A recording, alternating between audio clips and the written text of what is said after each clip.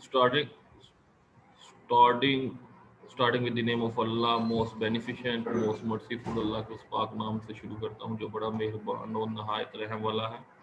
Today's the topic of our lecture is related with the microeconomics। आज का हमारा lecture जो रिलेट करेगा वो इंट्रोडक्शन करेगा माइक्रो इकोनॉमिक्स को हम किस तरह लेके चलेंगे और क्या क्या चीज़ें को हम डिस्कस करेंगे। इससे पहले आप लोग you have already discuss the micro economics. जब हम बात करते हैं इकोनॉमिक्स की, जब हम बात करते हैं इकोनॉमिक एनालिसिस की, तो हम कहते हैं कि इंसान की जो वांट्स है, इंसान की जो थिंकिंग है, इंसान की जो सोच है, इंसान का जो तरीका है, वो कभी भी वांट्स को कंप्लीट नहीं कर सकता। इसका मतलब ये हुआ कि ह्यूमन वांट्स आर अनलिमिटेड लेकिन रिसोर्सेज लिमिटेड है।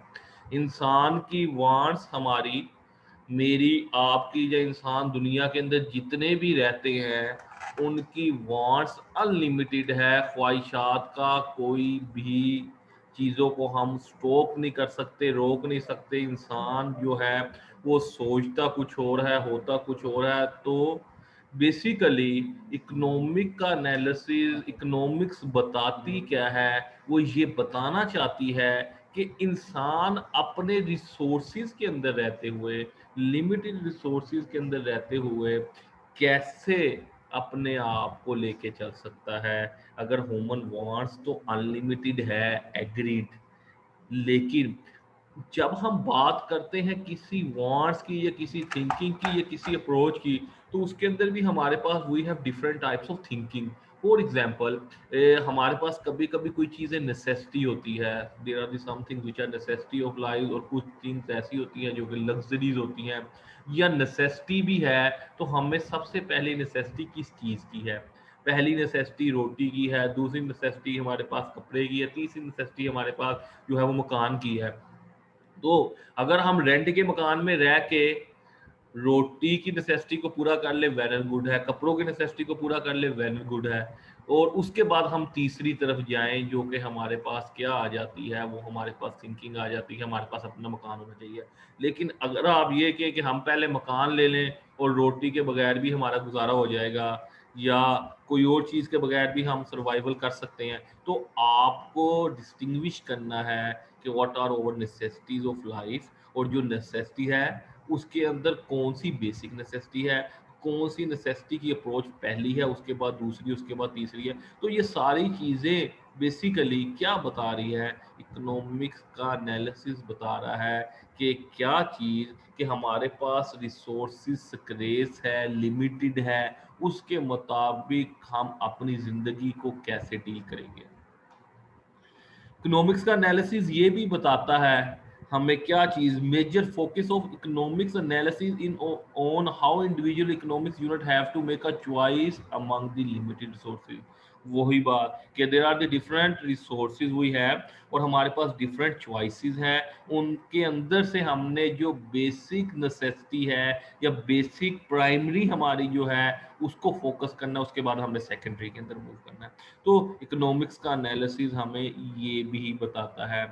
उसके बाद in today's lecture we will discuss the classification of economics, development of macro economics, basic concept of macro economics, और पॉलिसी इंस्ट्रूमेंट्स के अंदर मॉनेटरी पॉलिसी को हम डिस्कस करेंगे और फिजिकल पॉलिसी को डिस्कस करेंगे कि इसका क्या रोल है इकोनॉमिक्स के अंदर, या मैक्रो के साथ ये कैसे रिलेट करता है और हम इसे कैसे लेके चलेंगे।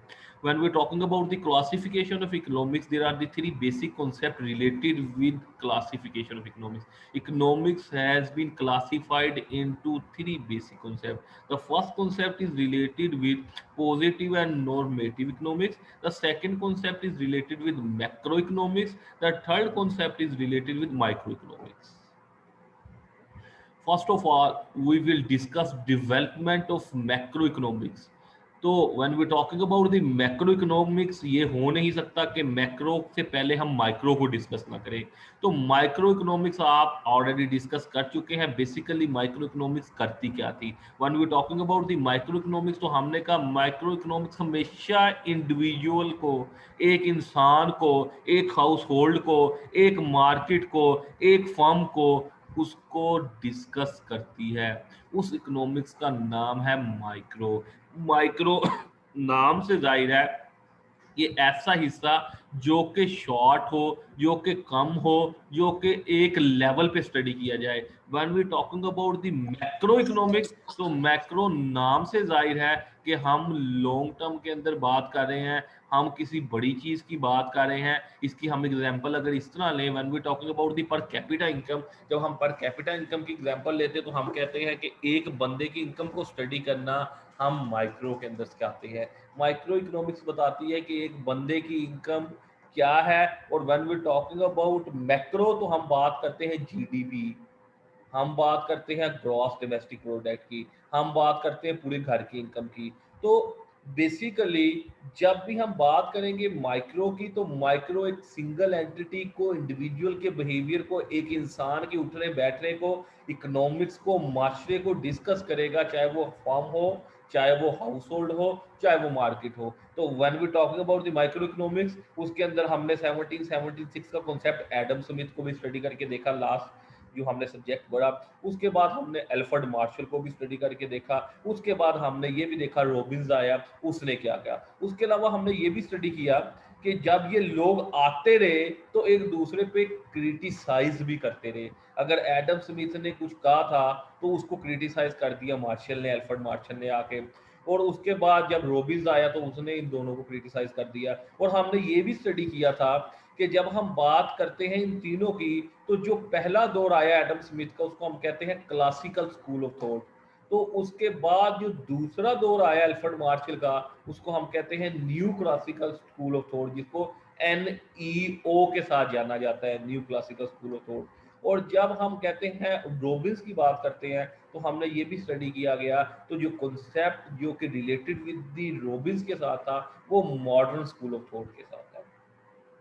तो अब हम जब बात करेंगे पूरे मुल्क की इकोनॉमी की, अनएम्प्लॉयमेंट की, पूरे मुल्क के अंदर फिजिकल पॉलिसी की इम्प्लीमेंटेशन की, तो उसके अंदर हम मैक्रो को स्टडी करना शुरू करेंगे कि मैक्रो इसको बारे में क्या चीज़ें बताता है।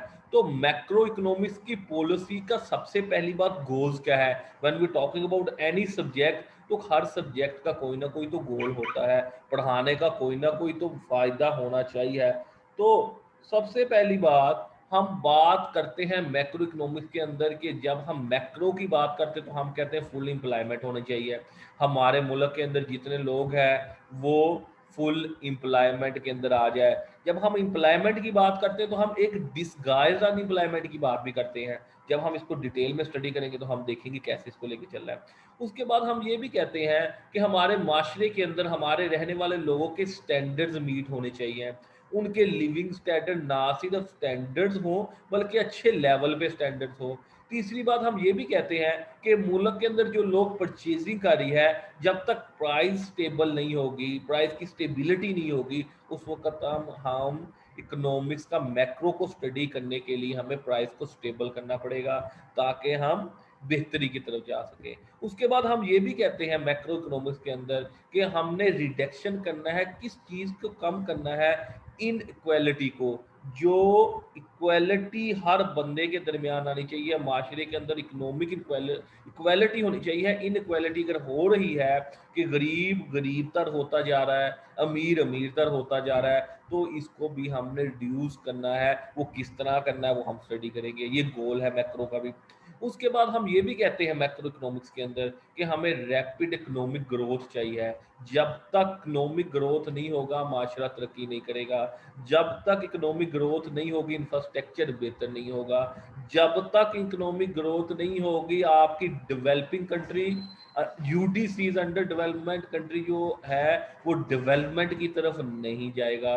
जब तक इकोनॉमिक ग्रोथ नहीं होगी, आपका SOC बेहतर नहीं होगा, DPA बेहतर नहीं होगा, आपका इंफ्रास्ट्रक्चर बेहतर नहीं होगा, आपका यूनिवर्सिटीज का स्ट्रक्चर बेहतर नहीं हो सकता।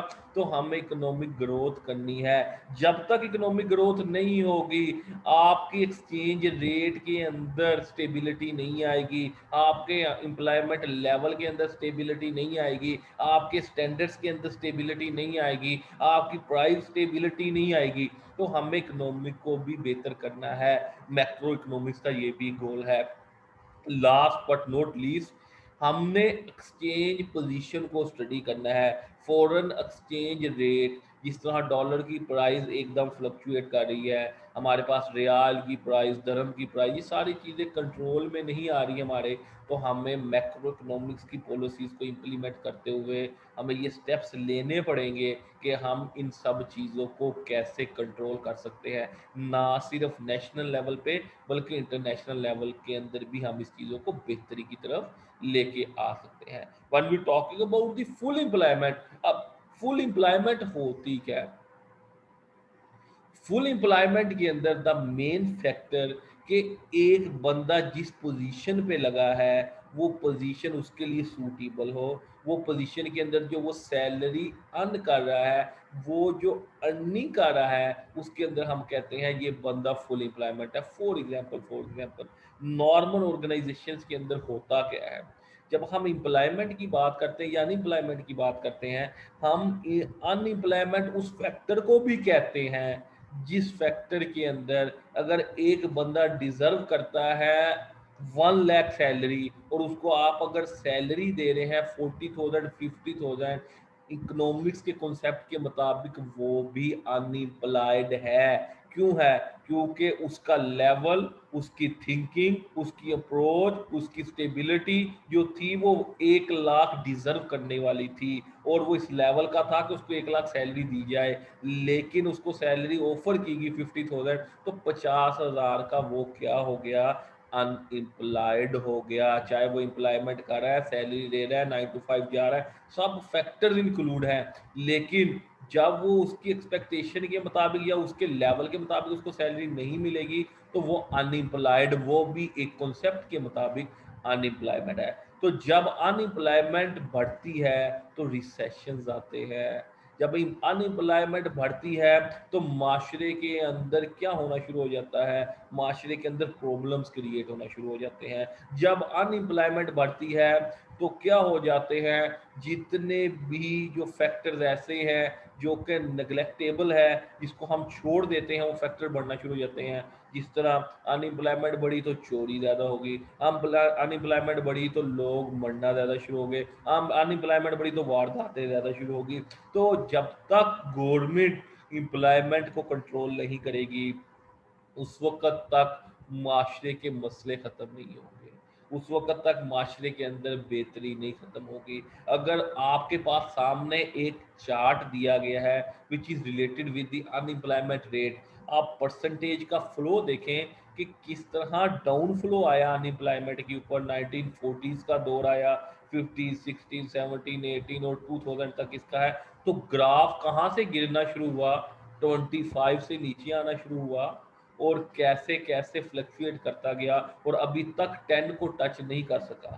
तो इससे मुराद क्या है कि अनएम्प्लॉयमेंट बहुत ज़्यादा इंक्रीज कर रही है और इसकी वजह से प्रॉब्लम्स भी बहुत ज़्यादा माशरे के अंदर आना शुरू हो गई। High level of output GDP, ultimate economy का मकसद, माशरे को चलाने का मकसद वो क्या है? वो ये है कि हम अपनी गुड्स और सर्विसेज जो डिज़ायर्ड है, जो लोगों की डिमांड है, उसको प्रोड्यूस करें, उसको लेके चले, उसको देखें।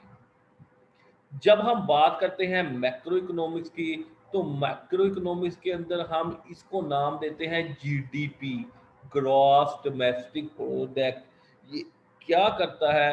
ये मेजर करता है क्या चीज़?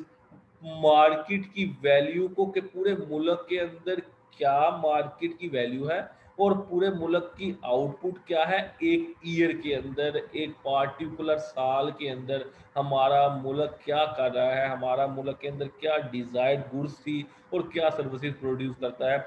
नेक्स्ट लेक्चर के अंदर we will discuss the basic formulas of GDP. हम जीडीपी का बेसिक फार्मूला को स्टडी करेंगे और देखेंगे इसको हमने कैसे सोल्व करना है। अभी बेसिक कॉन्सेप्ट सिर्फ ये है कि the ultimate aim of any economy is to produce the desired good and services.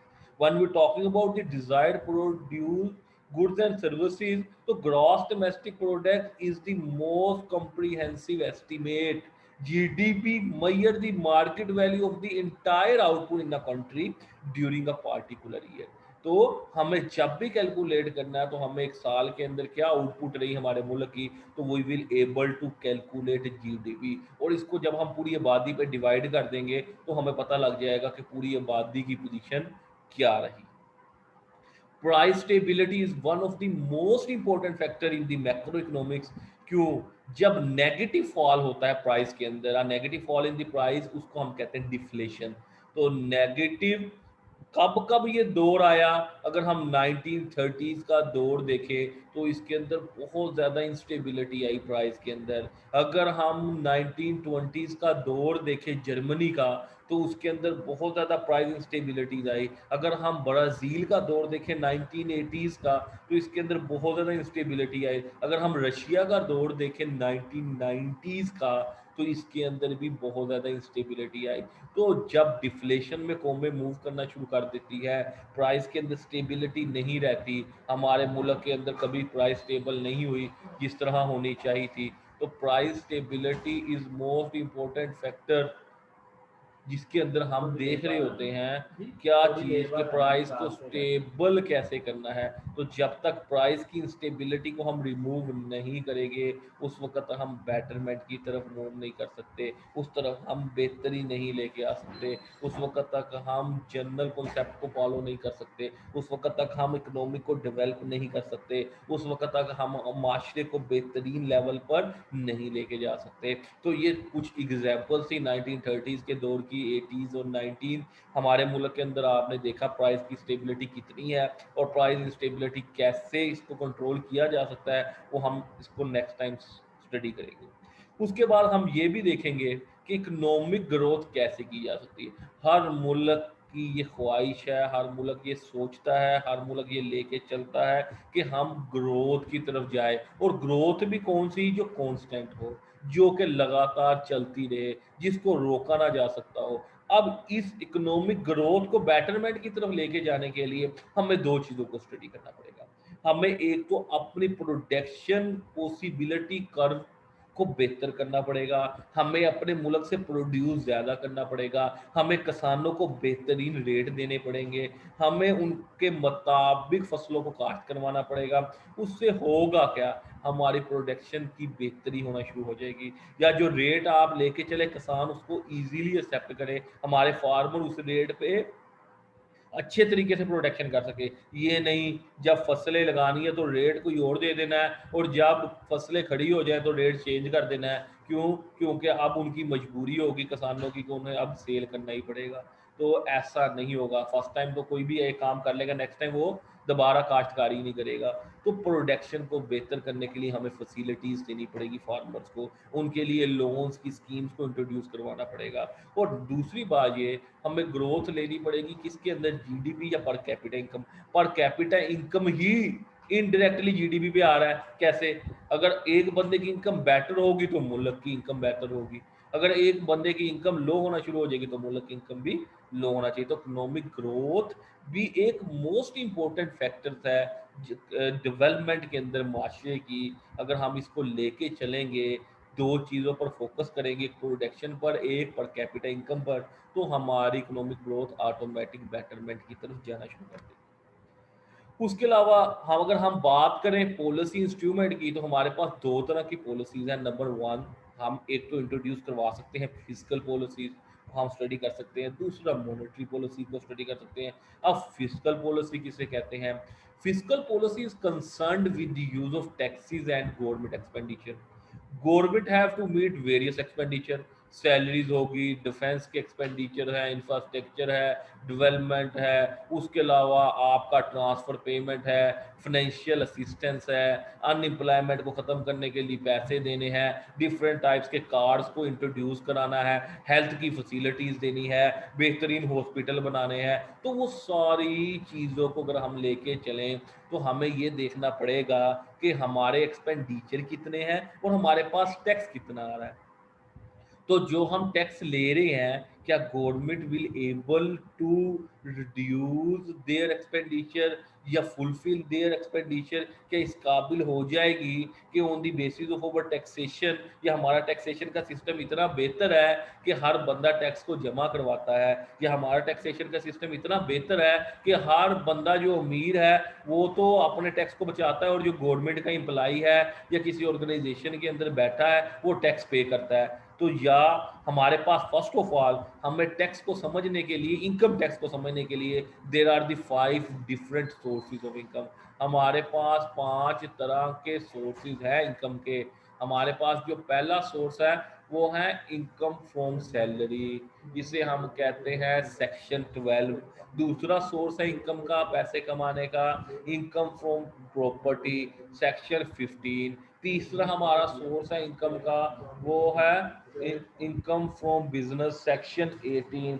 जो चौथा हमारा सोर्स है बिजनेस का, वो है इन कैपिटल गेन, सेक्शन 37। और जो पांचवा हमारे पास सोर्सेज है वो है income from other sources, section 39। तो we have earn income with the 5 different sources. हम 5 तरह के डिफरेंट सोर्सेज के अंदर से इनकम को अर्न कर सकते हैं, कमा सकते हैं। चाहे वो आप सैलरी से कमाएं, चाहे वो आप प्रॉपर्टी से कमाएं, चाहे वो आप बिजनेस से कमाएं, चाहे वो आप कैपिटल गेन से कमाएं, चाहे वो आप अदर सोर्सेज से कमाएं।